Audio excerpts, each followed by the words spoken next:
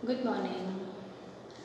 अपने पिछले वीडियो में हमने अपनी सारी स्किल्स कंप्लीट कर ली थी। यूनिट 3 तक हमने कंप्लीट कर दिया था, जिसमें हमने लिसनिंग, स्पीकिंग, रीडिंग और राइटिंग, ये चारों ही स्किल्स हमने कंप्लीट कर ली थी। आज हम यूनिट 4 स्टार्ट करने वाले हैं, enhancing overall personal proficiency of the student teacher, यानी कि ओवरऑल जो पर्सनालिटी है उसको किस प्रकार से इम्प्रूव कर सकते हैं, आपकी प्रोफिशिएंसी यानी कि काम करने की जो क्षमता है उसको किस प्रकार से बढ़ा सकते हैं।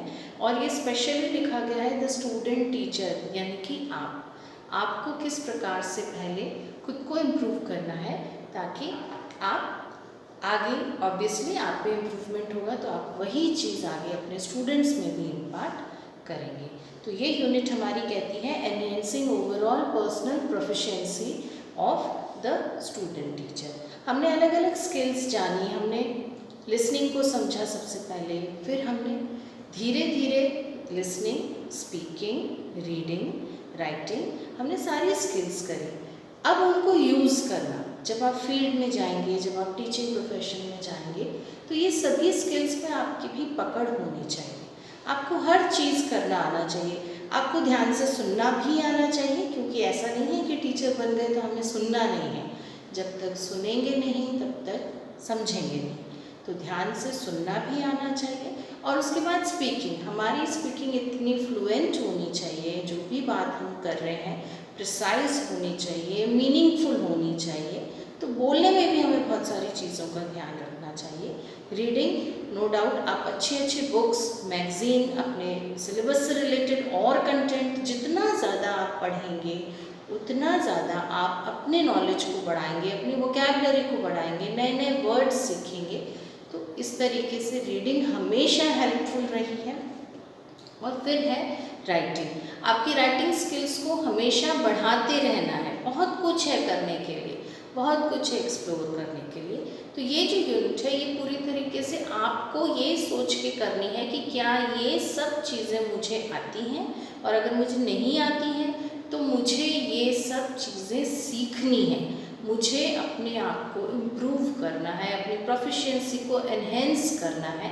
तो मुझे ये सब चीज़ें आनी चाहिए, जैसे understanding and summarising information from different spoken and written sources, यानी कि जितनी भी इंफॉर्मेशन है मेरे पास, चाहे कोई बोल के बता रहा है या फिर आपने किसी मैगज़ीन में पढ़ी है।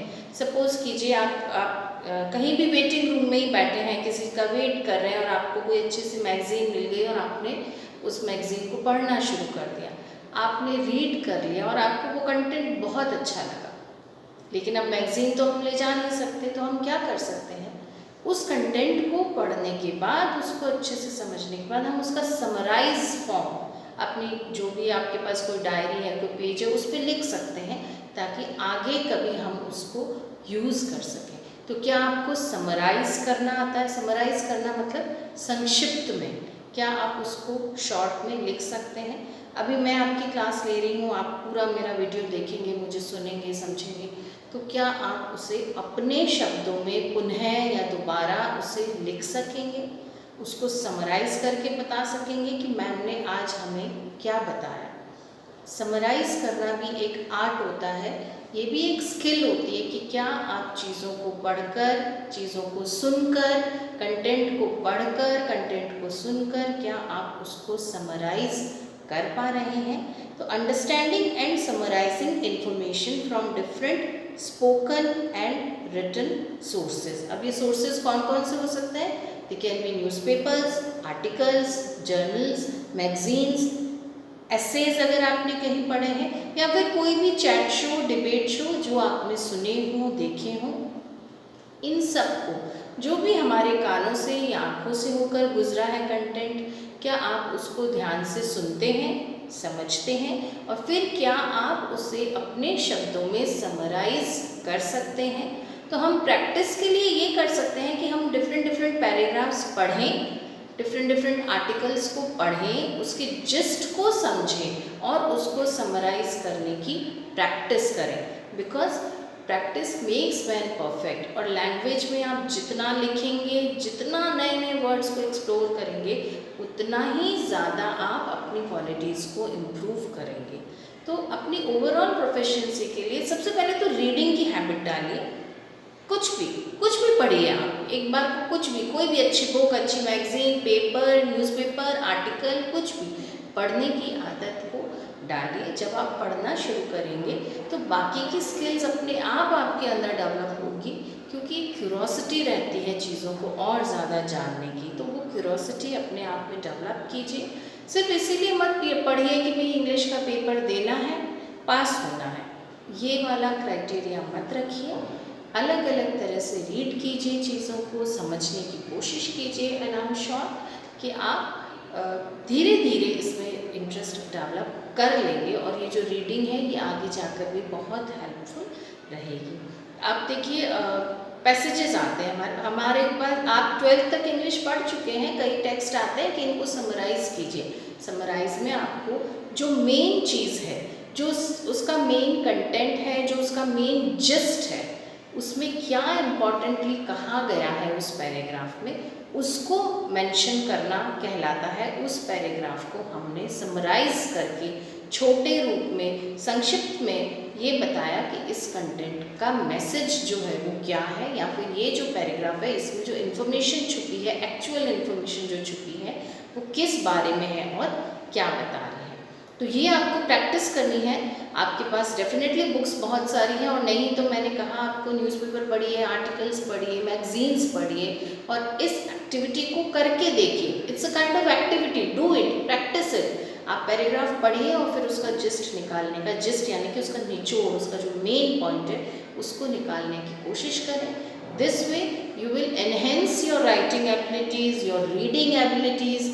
आप पढ़ेंगे भी, आपको कोई शब्द नहीं समझ में आएगा तो आप डिक्शनरी में उसका मीनिंग भी ढूंढेंगे, और फिर जब आप उसको समराइज़ करेंगे तो आप में राइटिंग कैपेबिलिटी भी डेवलप होगी कि क्या मैं इसको शॉर्ट में लिख सकती हूँ, क्या मैंने वाकई सारे मुख्य बिंदु जो इसके हैं, जो सारे मेन पॉइंट्स हैं, जो भी उस कंटेंट में कहा गया है, क्या मैंने उसका निचोड़ सही मायने में लिखा है। क्योंकि क्या होता है, कई बार हम समरी करना शुरू करते हैं तो हम डिसाइड ही नहीं कर पाते कि कितना लिखूं, लिखते लिखते हम लिमिट भी बढ़ा देते हैं।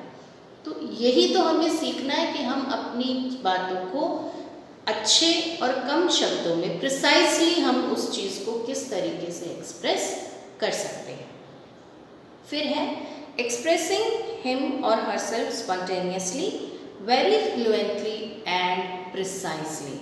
क्या आप खुद को अच्छे से एक्सप्रेस कर पाते हैं? क्या आप अपने बारे में बहुत फ्लुएंटली बता सकते हैं, hello I am this, I am working है, व्हाट अबाउट यू?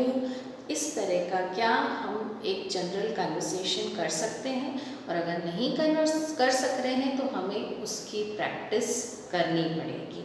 आप अपने फ्रेंड्स में, अपने छोटे ग्रुप्स में इस तरह की एक्टिविटीज़ अरेंज कीजिए, ऑर्गेनाइज कीजिए इस तरह की एक्टिविटीज़ जहाँ किसी तरह का हेजिटेशन ना हो। ये लर्निंग है, लर्निंग में हेजिटेशन की कोई जगह नहीं है। आप बस प्रैक्टिस करते जाइए, एक बार, दो बार, तीन बार, चार बार, and definitely you will be fluent in expressing yourself. At least in introductory session you will be more fluent if you will practice it. Practice कीजिए, बार बार अलग अलग तरीके से अपना इंट्रोडक्शन दीजिए। जब आप स्टूडेंट से मिल रहे हैं, किसी ऑफिशियल पर्सन से मिल रहे हैं, how will you introduce yourself? आप अपने आप को किस प्रकार से इंट्रोड्यूस करेंगे?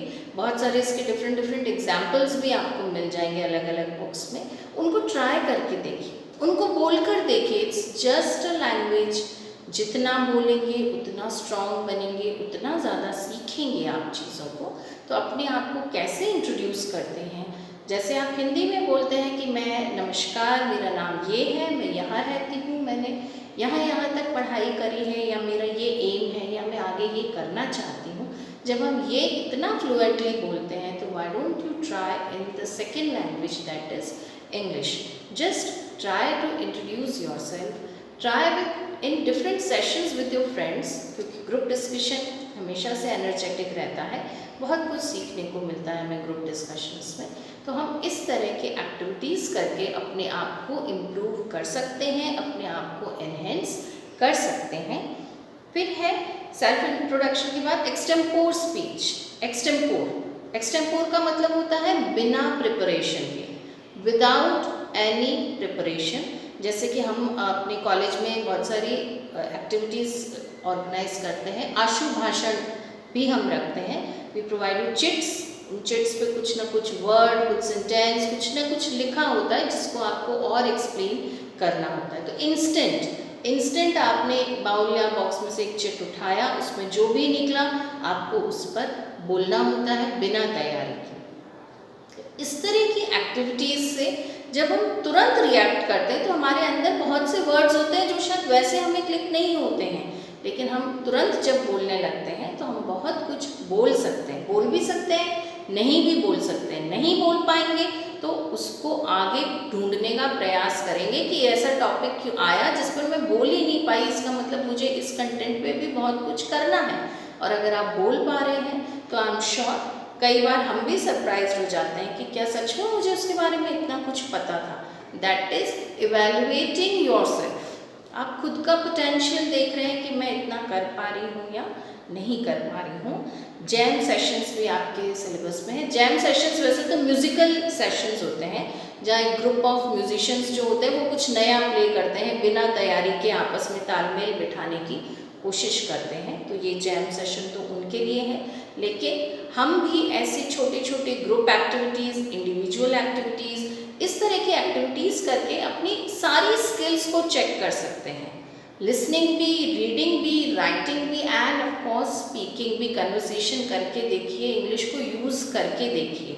छोटी छोटी एक्टिविटीज़ अपने फैमिली में, अपने फ्रेंड्स के साथ इस तरह की एक्टिविटीज़ करके आप नो डाउट उनको भी सिखा रहे हैं, आप खुद भी साथ साथ सीख रहे हैं, तो दोनों ही तरह से लर्निंग हो रही है।